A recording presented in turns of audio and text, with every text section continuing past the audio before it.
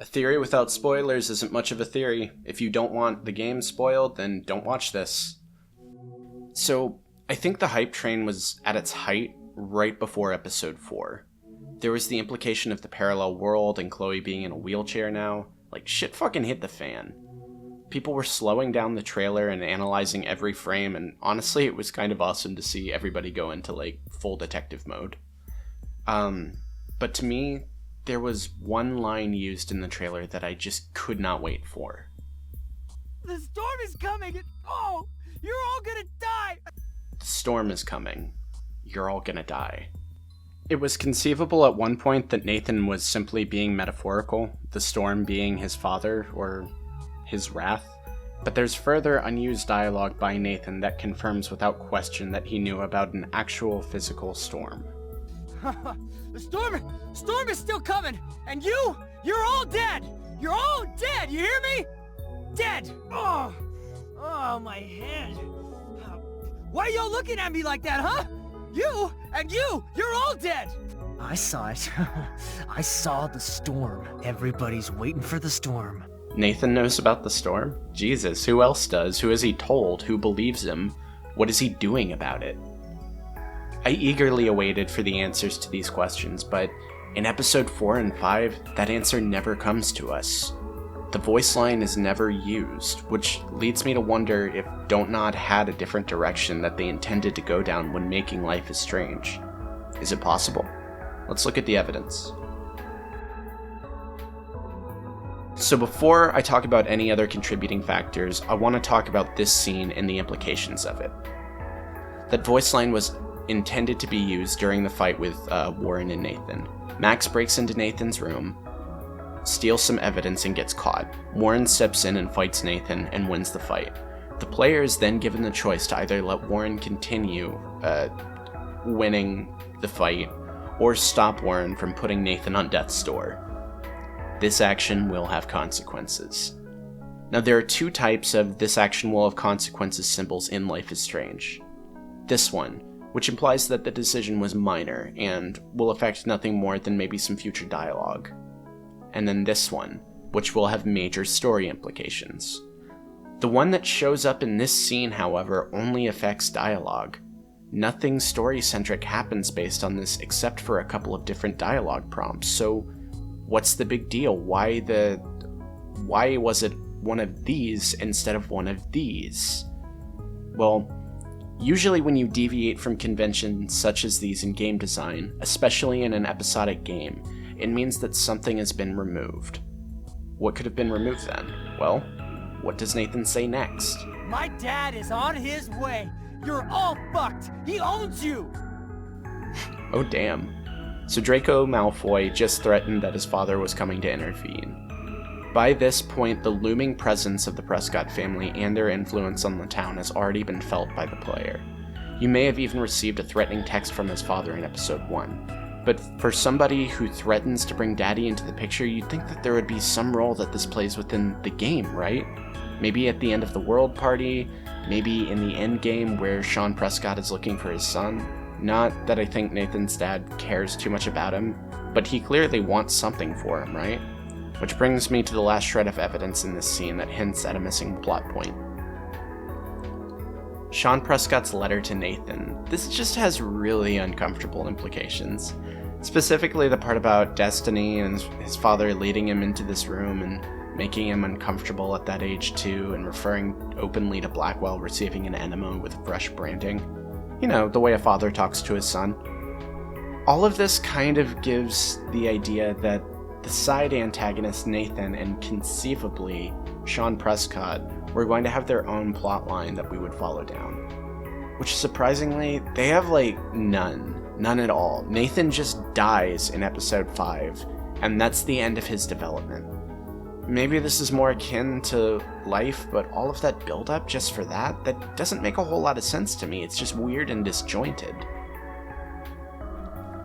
Just a quick note on red herrings. I understand red herrings, okay? Like, I know that they exist in any mystery story. However, a red herring, if this was one, would not leave such a large abscess of questions. A red herring is easily explained when the truth comes out. A red herring would be Nathan being the chief executor of Rachel Amber's kidnapping and Kate's drugging. This was the easiest and most obvious conclusion to come to, given the circumstantial evidence, therefore a red herring. Him being a bigger player and Sean Prescott potentially being a big player within the story would not be a red herring. This is evidence of something being left out or abandoned or removed from the game entirely. So outside of the Warren and Nathan fight scene, there are other examples that would serve as evidence of something being removed. We'll call it a false buildup.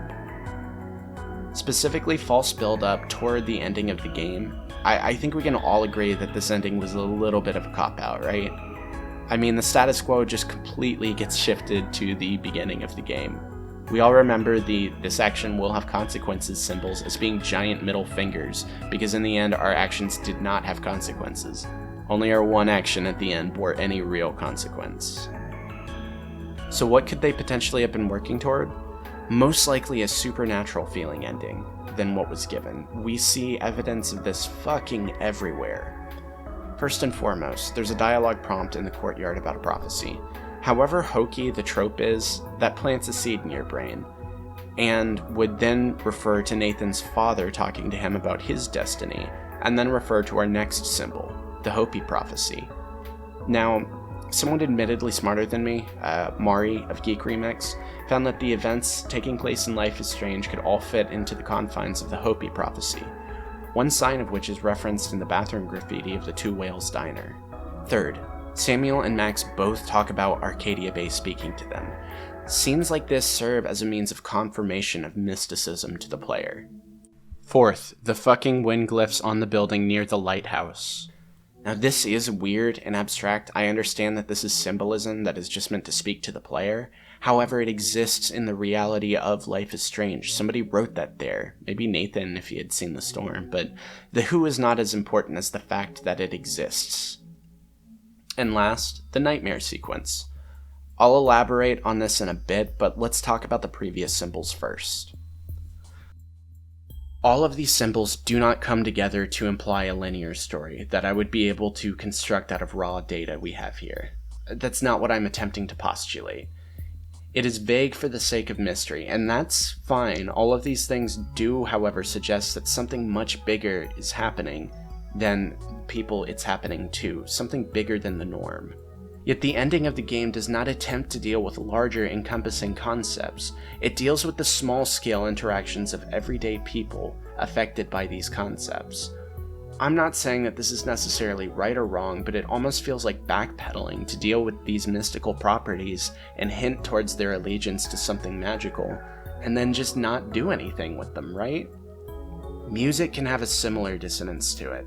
When a progression begins, and instead of a proper cadence, you're just left with this lingering note begging to be resolved.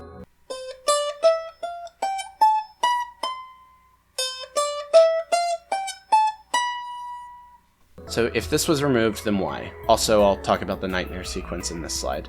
So Life is Strange was not predicted to be the phenomenon that it ended up being. The term is sleeper hit. The Witcher 3 released around the same time as Episode 1, in fact, so it had, some pretty big competition. Generally, when a release is not performing exceptionally above par, the publisher gives less direction on what to say, what to do with the work. It also depends on the budget that the publisher was giving to the studio. Given Life is Strange's unique success, the publishers likely began to get more involved with the franchise and with Don't Nod, asking them to create more after Life is Strange's end. Should the team have felt inspired about dangling plot threads that they wish they could have done more with, it is possible that an antagonist or plot point might have been scrapped from later episodes of Life is Strange to be reused or repurposed for future games. For instance, Life is Strange Before the Storm. Again, looks like the Prescotts are going to be playing some kind of role within the story, given that the demo footage for the game made a point again of referencing the evil of the Prescotts. 300 dock workers laid off, their pensions canceled? God, Prescott's a real tool. Will there be threads of something that was cut from the original game? Whatever was cut, it was likely replaced with the infamous nightmare sequence. This scene was so deplorably lazy, but I'm going to attempt to give it as charitable of a representation instead of just ripping on it. This scene is not enjoyable. It has two components, gameplay-wise. The first was the sneaking mission that we witnessed in Episode 3 with a bit of a twist. The thing about the mission in Episode 3 is that there was some actual story-based tension due to you identifying with Max. You didn't want to be caught because of the events surrounding the sequence. But when you splice this into an abstract scene, where the main character is confused and doesn't know what's going on, and neither does the player, for that matter, it's extremely clear that you are at the point right before the climax. You dissolve the tension. There is no tension because there is no context, you're just reusing code at this point. Second, the fucking bottle mission. I know the devs joke about the bottle mission in that last sequence, but holy shit, if you know it sucks, then why put it there? After both of these scenes, there's more abstract uses of the game's assets utilized to torment Max, and then argue with her on whether or not it was right and wrong for her to have been traveling through time the way that the player had been previously. This is a very self-aware segment, and I liked it a lot. If there should have been a nightmare sequence, it should have started here, but chronologically been placed almost anywhere else. The answer to the existence of the first two time vampire gameplay segments being involved is that they take up a shitload of time. They reuse nearly every environmental asset within the game in an attempt to soak up more and more of it. What purpose does this serve if not to fill in space for something that had been cut? Conceivably a low budget, but shit. Square Enix saw that the series was going well. Could you not have gotten in advance? It is possible that the Don't Nod team was genuinely bankrupt of ideas after the course of Life is Strange's development process, or even conceivably they were pushed to fit the deadline of October 20th. But the last place to pull punches you would think would be at the climax of the game, right?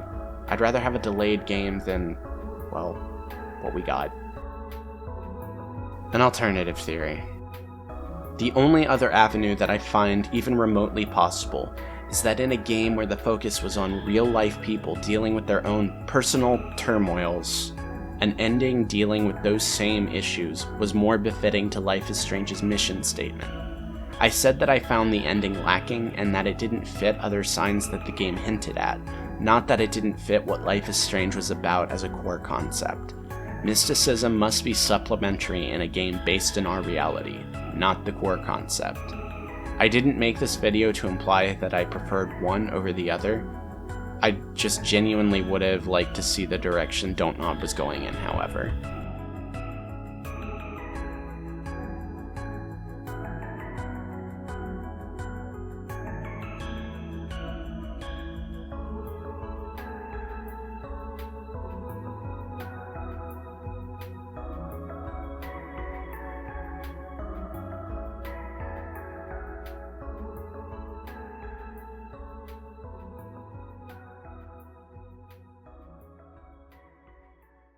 Hi there, I hope you enjoyed my 13 plus minutes of pure conjecture. What do you guys think?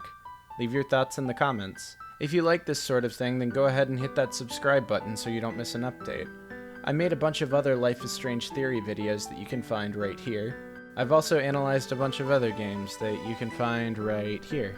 And I make videos with a bunch of goofs in them. You can find those right here. Alright, I'm out.